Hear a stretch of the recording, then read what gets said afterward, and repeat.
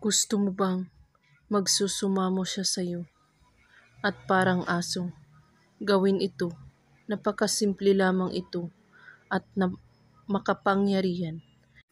Gawin lang ito kahit anong oras at araw. Basta't buwang inyong paniniwala sa paggawa at walang ibang iniisip at pagdududa. Una, kumuha kayo ng pantali, papel, panulat. Isulat mo sa papel ang pangalan niya. At pagkatapos, hawakan mo ang papel at iisipin mo siyang mabuti kung gaano mo siya kamahal. At pagkatapos, halikan mo ang papel ng 3 beses at itupi mo rin ito ng 3 beses at talian mo ito ng pantali.